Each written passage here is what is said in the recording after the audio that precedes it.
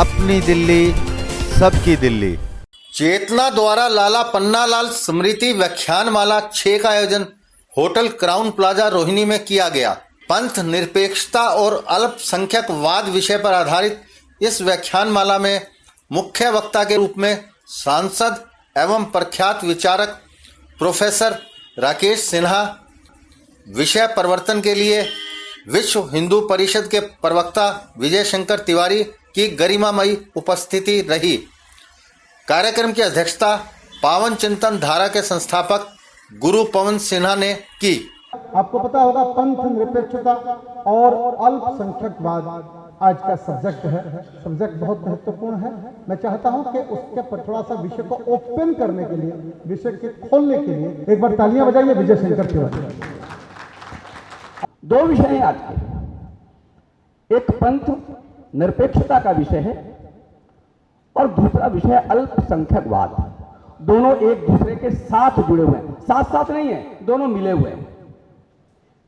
विषय का विस्तृत उसका जो चरित्र है इस सारे काम का, वो तो श्रीमान राकेश सिन्हा जी आप लोगों के सामने रखेंगे। लेकिन आवश्यकता क्या पड़ी ऐसे गंभीर विषय लेकर चेतना के मंच पर विमर्श करने की आवश्यकता क्यों पड़ी?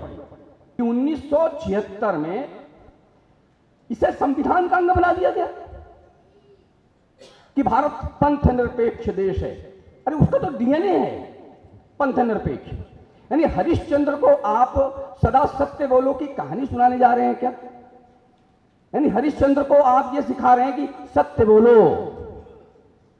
ये भारत का आधार, भारत का डीएनए, भारत की सोच, भारत का विचार, सब कुछ पंथ निरपेक्ष है।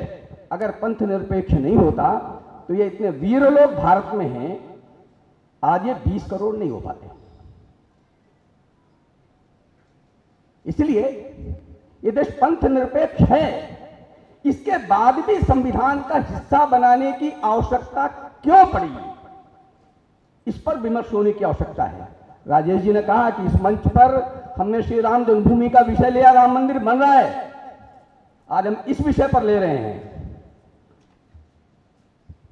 और उस सारे विषय को बहुत अच्छे से उकेरने की श्रीमान राकेश जी करेंगे ही कोशिश। दूसरा विषय हमारे पास अल्पसंख्यकवाद का है। 1993 में भारत के विशेष अधिनियम के द्वारा यह तय किया गया कि भाई यहां पर अल्पसंख्यकों के लिए एक विशेष व्यवस्था होनी चाहिए। क्यों होनी चाहिए भाई? जब आप कहते हो हम सब एक हैं, देश एक है, समाज एक है, तो किसी के लिए किसी विशेष व्यवस्था क्यों होनी चाहिए? तो अल्पसंख्यक का एक विशेष चित्र लोगों के सामने रखा गया और उसमें तय कर दिया गया कि अल्पसंख्यक कौन। तो पारसी अल्पसंख्यक, तो बौद्ध अल्पसंख्यक, तो सिख अल्पसंख्यक, 2014 में जैन अल्पसंख्यक हो गए, ईसाई अल्पसंख्यक, मुस्लिम अल्पसंख्यक, जम्मू कश्मीर में 68% होने के बाद भी अल्पसंख्यक, लक्षद्वीप में 98% होने के बाद भी मुसलमान अल्पसंख्यक। यानी देश के 9 राज्य ऐसे हैं जहां पर हिंदू अल्पसंख्यक है। उसके विषय में विमर्श कौन करेगा, कौन बात करेगा? इन पर देश में विमर्श प्रारंभ होना चाहिए और अल्पसंख्यक कौन, दोबारा से इसका पुनर्निर्धारण होना चाहिए अगर रखना है तो। भारत की विशेषता है कि कभी भी हम अपनी दृष्टि को, अपने कर्म को, अपने चिंतन को छोटे फलक पर नहीं रखते।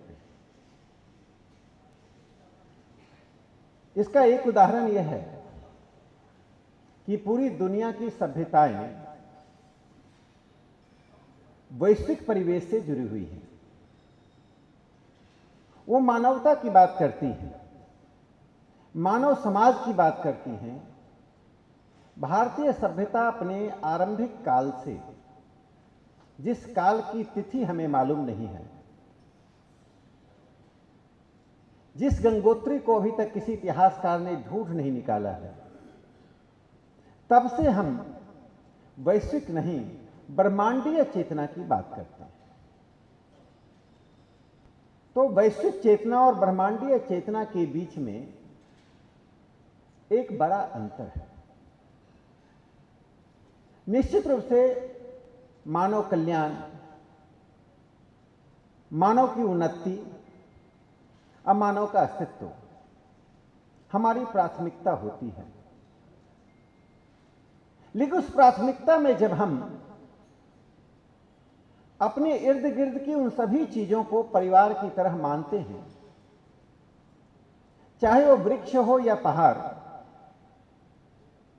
चाहे वे मानव अस्तित्व को संकट करने वाले जंतुएं हों या हमें लाभ देने वाली जंतुएं हों, जिन चीजों तक हमारी अभी तक दृष्टि नहीं गई है, वहां तक दृष्टि पहुंचाने की जब हम कल्पना और इसी क्षमता विकसित करने की कोशिश करते हैं, वही संत परंपरा है। जिस देश में यह परंपरा रही हो, उस देश को समकालीन दुनिया के विषयों को रखने में, समझने में यह सावधानी बरतनी चाहिए, कहीं हम शत्रुता रखने वाले लोगों की वाणी, भाषा की चौहद्दी में ना पहुंच जाए। तात्कालिक क्षति उठाने वाला व्यक्ति या समाज ही दीर्घकालिक लाभ और दीर्घकालिक शुभ और मंगल कामना की ओर आगे बढ़ता है।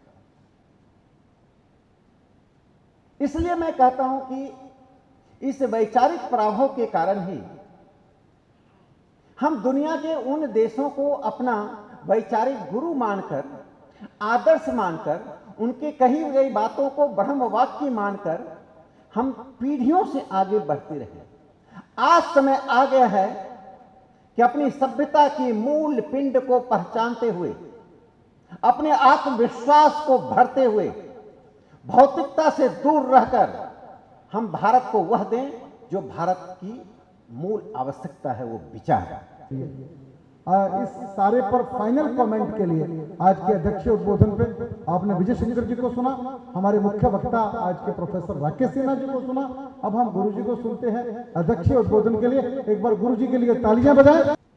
मैं बहुत भाग्यशाली हूँ। पहला कारण तो ये कि परमादरणीय लाला पन्नालाल जी की स्मृति में ये व्याख्यान है और इसमें विषय बहुत महत्वपूर्ण है। एक ऐसा झूठ जो अनकॉन्स्टिट्यूशनल है, लेकिन कॉन्स्टिट्यूशनलिज्म के हिजाब से उसको ढक दिया जाता है और उस झूठ में हम सब लोग इतने लिप्त हो जाते हैं, उसमें इतना घुल मिल जाते हैं कि उसी को सत्य मानने लगते हैं और वही झूठ और भी बड़ा सत्य बन जाता है जब वो टेक्स्ट बुक्स के माध्यम से हमारे बच्चों के बस्तों में घुस जाता है, बच्चों के बस्तों से कक्षाओं में घुस जाता है और कक्षाओं से बच्चों के मस्तिष्क में घुस जाता है। हम भी उसी पीढ़ी के बच्चे रहे हैं, आज हमारे बच्चों में भी वही घुसा हुआ है और उसके बाद वो समाज में व्याप्त हो जाता है। एक डिबेट शुरू होती है जॉर्ज जैकब से 1846 में। जॉर्ज जैकब कहते हैं कि ये धर्म वर्म का चक्कर छोड़ो, वैज्ञानिक बनने की कोशिश करो, वैज्ञानिकता से जीवन बिताओ और अपने कर्म के रास्ते पर आगे बढ़ो। सुनने में बड़ी अच्छी लगी ये बात और हमारे बहुत सारे लीडर्स ने जैकब की इस बात को गले से उतार दिया। आपने भी, हम में से भी बहुत सारे ऐसे लोग इस बात को कभी गलत नहीं कहेंगे। लेकिन मैं यहां एक बात कहना चाहता हूं, भारत एक ऐसा विशिष्ट देश है जिसको भारत की दृष्टि से ही समझा जा सकता है, उसे पाश्चात्य दृष्टि से समझा ही नहीं जा सकता। क्योंकि जब बाकी दृष्टियां उत्पन्न हो रही थी, भारत के पास एक मस्तिष्क था, एक खोज थी, नवीनता थी, जिसका वर्णन माननीय सांसद जी ने अभी किया भी। वह नवीनता थी, नित नए प्रयोग किए जा चुके थे और वह प्रयोग करके कुंभ के मेले में, कुंभ का जो आज मेले का स्वरूप है, मैं उस मेले के स्वरूप की बात नहीं कर रहा। ये मूलतः जो कुंभ का जो मेला होता है, यह ज्ञानोदय का मेला होता है। 88,000 लोगों के सामने, ये कम से कम 88,000 लोगों के सामने ये मेला लगता था और वहां पे इसकी चर्चा होती थी। श्रवण परंपरा से, श्रुति परंपरा से ये आगे बढ़ता था और उसके बाद यह पुस्तकों में भी शामिल हुआ, लेकिन वो भारत की दृष्टि हमारे पास नहीं आ पाई। सबसे बड़ी समस्या भारत में यही हुई कि भारतीय नहीं रहे। वो सिटीजन्स ऑफ इंडिया तो हुए, लेकिन हृदय से और मस्तिष्क से भारतीय नहीं हो पाए, क्योंकि भारत विषयक दृष्टि कहीं चूक गई।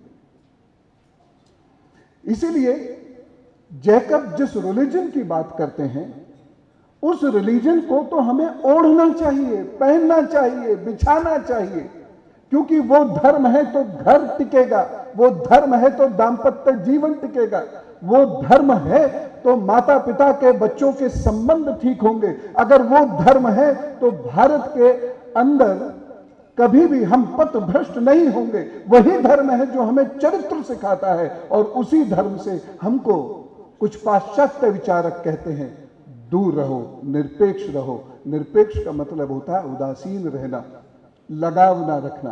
तो यदि हम उस धर्म से लगाव नहीं रखेंगे जो इंसान को इंसानियत सिखाता है, तो फिर किससे लगाव रखेंगे? हमें और आपको, चाहे वो मुस्लिम हो, ज़ोरास्ट्रियंस हो, क्रिश्चियंस हो, उन्हें कभी माइनॉरिटी नहीं कहना चाहिए।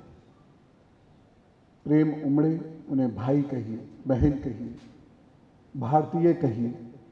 लेकिन इस देश के अंदर अगर मैं संविधान की धारा 29 और 30 का उल्लेख करूं, तो ना कोई मेजॉरिटी है ना कोई माइनॉरिटी है डिफाइंड वे में।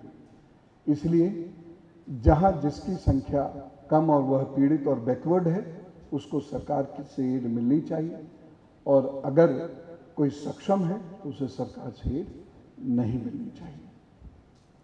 आज का प्रोग्राम जो किया गया है, ये मेरे पिताजी की स्मृति में एक व्याख्यान माला हमने 6 साल पहले शुरू करी थी, जो आज 6ठी व्याख्यान माला थी, और इसको आज संबोधित किया प्रोफेसर राकेश सिन्हा ने मुख्य वक्ता के रूप में, और इसके अध्यक्षता करी गुरु पवन सिन्हा ने, और इसके विशिष्ट अतिथि जो थे वो विजय शंकर तिवारी जी थे। और इसका मेन इन्होंने जो विषय रखा वो पंथ निरपेक्षता एवं अल्पसंख्यकवाद, ये इन्होंने अब बहुत अच्छा उद्बोधन दिया। तीनों ही बहुत सुलझे हुए वक्ता आज पहुँचे हैं यहाँ पर, और इन्होंने बहुत ज्ञान वृद्धि करी, लोगों की आंखें खोल दी। कुछ तो ऐसी बातें इन्होंने कही जो मतलब बहुत ज़्यादा अच्छी जानकारी थी। हाँ, ये अभी 10 का तो हमने निर्णय कर रखा है कि 10 व्याख्यानमाला करनी है, तो अब 6ठी आज हुई है तो 4 साल तो चलेगी, और उसके बाद प्रभु इच्छा। हमारा उद्देश्य ये है कि जो लोगों में भ्रांति है धर्मनिरपेक्ष को लेकर, जो लोगों में भ्रांति है धर्मनिरपेक्षता को लेकर, वो धर्मनिरपेक्षता नहीं पंथ निरपेक्षता है। और अल्पसंख्यक का जो एक कन्फ्यूज़न लोगों के दिमाग में बेनिफिट लेने का बना हुआ है, उसमें बड़ी सिंपल सी बात है, आज तक कॉन्स्टिट्यूशन में कहीं पर भी माइनॉरिटी डिफाइन ही नहीं है। आप उठाकर देखिए, कानून देखिए, आज तक पेंडेंसी है। तो इन चीज़ों की जो भ्रामक प्रचार है, जो नेता लोग इनका फ़ायदा लेने की सोचते हैं, तो कोशिश करते हैं उसके बारे में समाज को जागृत किया जाए और एक सही दिशा प्रदान की जाए। चेतना एक ऐसी संस्था है जो समाज के अंदर सामाजिक चेतना जागरूक करने का और लोगों को अच्छे जानकारी देने का, अच्छा माहौल पैदा करने का, उनको अच्छे संस्कार देने करने का भी काम करती है। तो आज की जो व्याख्यान माला के हमारे स्पीकर थे श्री राकेश सिन्हा जी, उन्होंने उसी विषय पे बोला है कि आज के समाज के अंदर हमारे क्या चीज़ की ज़रूरत है। तो ये सब देखते हुए समाज का जो उन्होंने संदेश दिया है वो आज की परिस्थितियों के अंदर बहुत ज़रूरी है। तो सभी से यही निवेदन है कि अपने संस्कारों को नहीं भूलें, संस्कारों को हम याद रखेंगे तो हम जिंदा रहेंगे।